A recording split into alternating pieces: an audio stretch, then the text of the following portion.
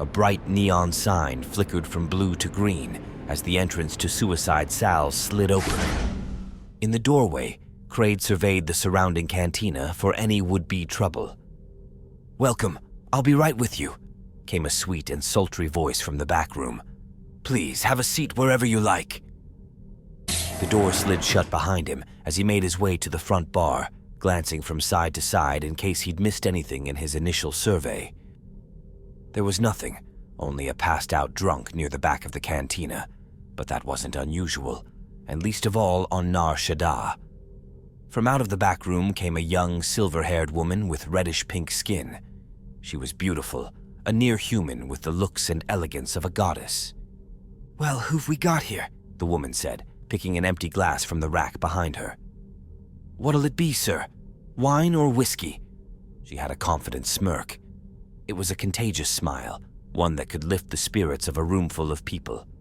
"Give me a brandy. Actually, no, make that an ale, Corellian style." While she was siphoning alcohol from the dispenser, Kray'd couldn't help but stare at her colorful skin. He admired how soft and delicate it was, a stark contrast to his own calloused derma. Life on the run'll do that to a man, I suppose, he thought. Aware of his musings, she turned, and her posture went from easygoing to standing upright. She was tall, though certainly not nearly as tall as he was. "Don't get the wrong idea," she said, handing him his ale on a silver plate. "I'm tougher than I look. I'm a woman, but I can hold my own."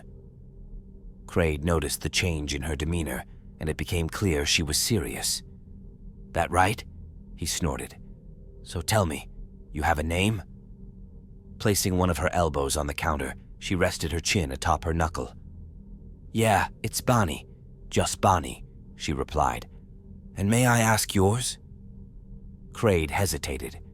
With bounties on over 50 worlds, he knows the risk he'd run if he were to share his real name. Information like that could land him in a whole heap of trouble, or worse, he could end up getting a blaster bolt to the face. All of that running, it would have been for nothing. "The name's Buck," he said, giving her a straight face. Bani looked him squarely in the eyes, those emerald green eyes that almost seemed to glow in the dim light of the cantina. She could tell he was nervous, though for what reason, she couldn't say. Still, there was something about him that made her dream of a different life, one filled with excitement. What she yearned for more than anything was freedom. Kray'd took a swig of his ale, then sat the glass back down on the counter. "What's the matter with you?" he said to her plainly. "You look depressed, and to be honest, it's pissing me off."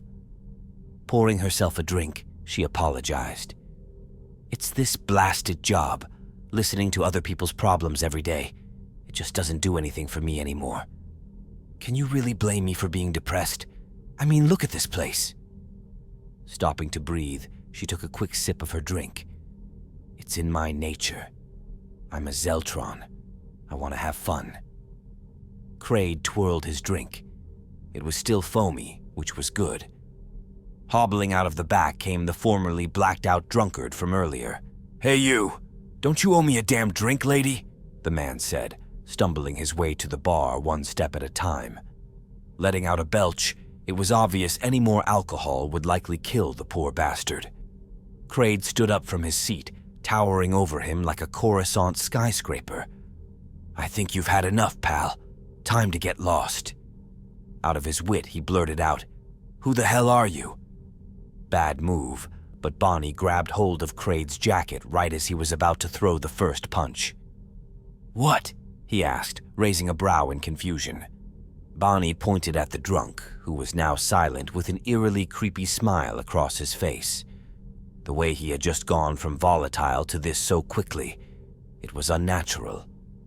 After handing Bani a tip, he hobbled his merry way out of the cantina.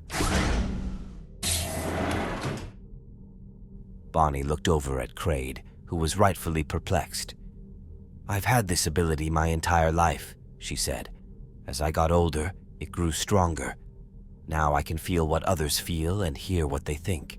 Sometimes I can even project emotions. It's how I've managed to survive this long." Kray'd was ecstatic. He'd only ever seen something like this once before, but that was a long time ago.